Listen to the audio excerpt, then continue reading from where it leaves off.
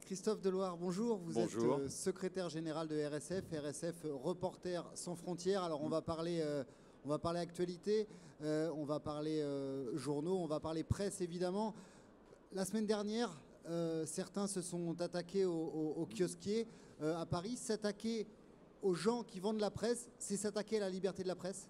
Ben évidemment, et en plus, malheureusement, il y a des populations diverses qui aujourd'hui s'attaquent aux kiosquiers. Il y a quelques mois, c'était des militants pro-Erdogan qui, n'acceptant pas la couverture d'un hebdomadaire, s'en étaient pris à des kiosques dans différentes villes en France. La semaine dernière, c'était des manifestants, ou en tout cas des casseurs, qui, de manière très claire, ont visé des marchands de journaux.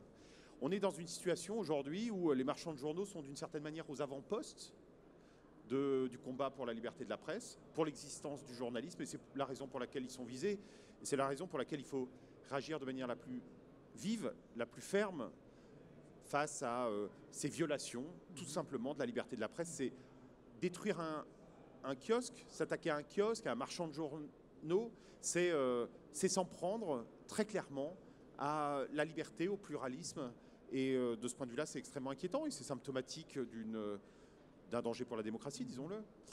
Dans les classements que vous publiez régulièrement, est-ce que ce critère est pris en compte? Est-ce qu'on peut imaginer que ce qui s'est passé en France, vous le disiez, alors l'année dernière c'était avec la couverture du Point, ou encore là, est-ce que ça va faire perdre à la France des points, on va dire, dans le classement pour la liberté de la presse, dans lequel la France n'est, disons-le, pas forcément dans le haut du classement?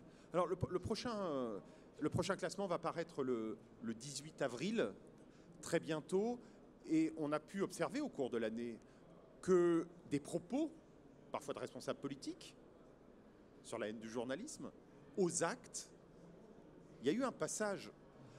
Cette haine exprimée dans les paroles, elle est malheureusement traduite aujourd'hui en actes vis-à-vis des journalistes, vis-à-vis des marchands de journaux. Il y a une sinistre cohérence sur tout cela. Et Reporters sans frontières, de plus en plus, intègre dans l'ensemble de son travail non seulement le travail des journalistes eux-mêmes. Le mandat de Reporters sans frontières, c'est de défendre la liberté, l'indépendance et le pluralisme du journalisme. Mais pour ça, il faut que l'ensemble de la chaîne de distribution, de vente des journaux, permette de respecter et de promouvoir le pluralisme. Nous devrions, dans les mois qui viennent, en fin d'année, publier d'ailleurs un rapport sur la situation dans l'ensemble du monde des violations de la liberté de la presse à travers les attaques qui sont perpétrées contre les distributeurs, contre les marchands de journaux, malheureusement dans de très nombreux pays du monde, et on le sait, même en France. C'est malheureusement pas donc une spécificité récente et française de s'attaquer à celui qui porte la parole journalistique? Non, bien entendu, il y a des pays où des gens sont en détention au motif qu'ils ont distribué certains journaux. Et puis il y en a d'autres où les marchands de journaux ne portent que la propagande, comme les journalistes ne portent que la propagande.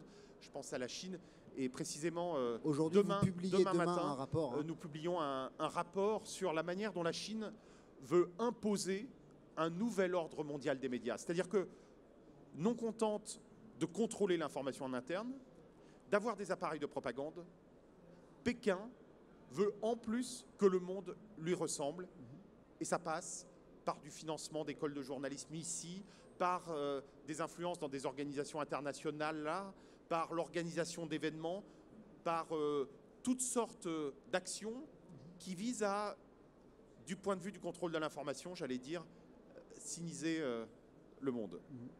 Et puis, donc Reporters sans frontières aussi, aujourd'hui, vous lancez un certain nombre d'initiatives pour homologuer l'information, on va dire, pour lutter contre les fake news. Il y a eu débat sur ce sujet.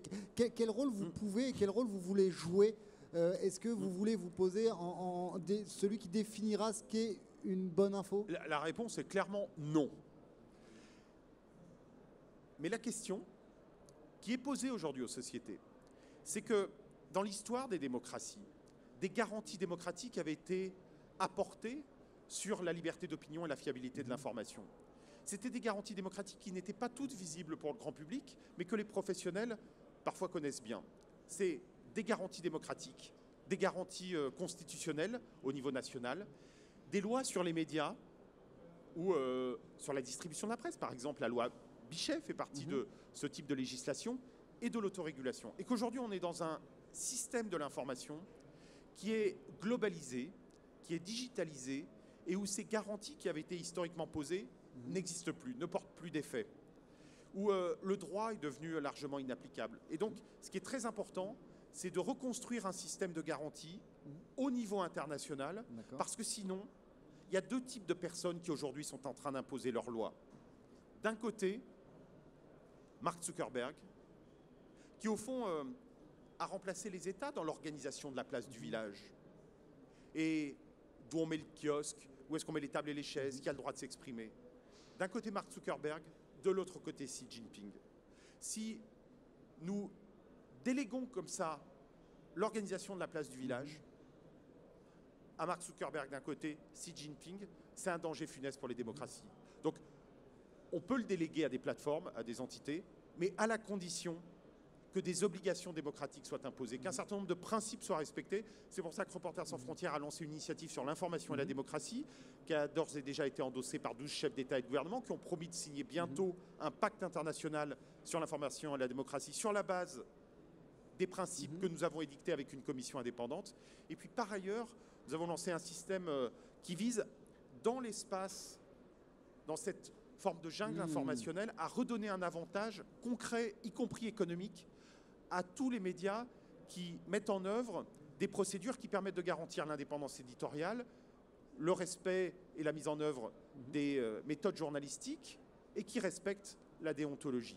Et là, c'est un mécanisme fondé sur la standardisation, la normalisation, le fait de définir des critères de base qui ensuite peuvent faire l'objet de certification, mais ce n'est pas RSF qui crée ce référentiel, ce n'est pas RSF qui certifie d'aucune manière, mais c'est un mécanisme que je pourrais qualifier de tiers de confiance, où il n'y a pas une entité qui édicte, mais où il y a des principes qui sont applicables et qui permettent ensuite d'aller négocier avec les plateformes, d'aller négocier avec les annonceurs, d'aller négocier avec les organes de régulation pour donner des avantages concrets sur la base de critères solides et qui peuvent être unanimement acceptés, qui visent à accroître le pluralisme, non pas à le restreindre, mais à renforcer la fiabilité de l'information, ce qui est un enjeu majeur pour nos démocraties. Vous êtes sur ces sujets-là, évidemment, Reporters sans frontières, l'interlocuteur majeur, l'interlocuteur privilégié.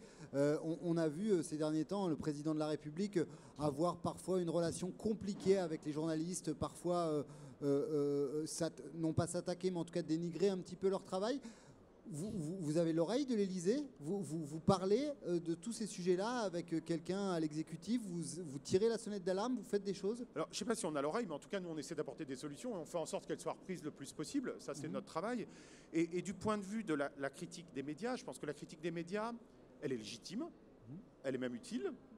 C'est important que ce qu'on appelle les médias classiques s'approprient cette critique pour s'améliorer.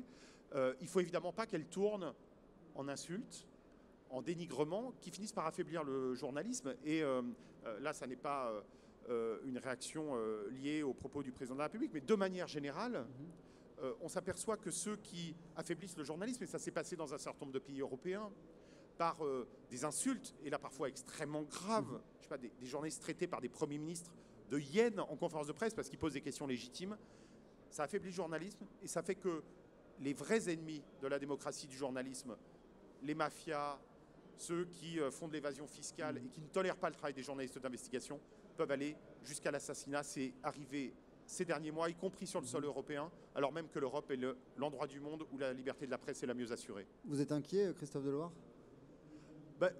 Évidemment qu'on a lieu d'être inquiet, mais je crois que cette inquiétude ne doit pas nous empêcher d'agir, au contraire, et qu'on est dans un moment où les enjeux sont extrêmement importants, où il faut un sursaut et où sans doute, et je le perçois, quand on essaie d'apporter des solutions, il y a des réactions extrêmement positives en se disant effectivement, il ne faut pas simplement analyser ce qui est en train de se passer. Maintenant, il faut trouver les moyens, il faut agir fort. Et je crois qu'on a quand même des sociétés qui sont extrêmement attachées à nos systèmes de liberté, à l'envie de savoir ce qui se passe dans le monde et ici.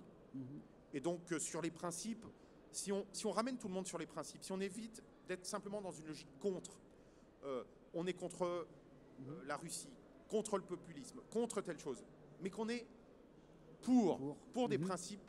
Je crois que tout le monde préfère l'information indépendante, que tout le monde préfère ce qui est vrai à ce qui est faux, et que là, on peut reconstruire un système où on évitera une polarisation, une montée aux extrêmes, mais où on reviendra à des choses qui sont fondamentales et où on peut reconstruire un système plus fiable. D'accord. Dernière question, Christophe Deloire. Donc, on est à Expo Presse, le salon des marchands de presse. Vous êtes, vous, quasiment toute l'année présent chez les marchands avec un certain nombre d'albums, notamment le dernier que vous pouvez peut-être montrer ici à la caméra. Donc, l'album des 100 photos pour la liberté de la presse.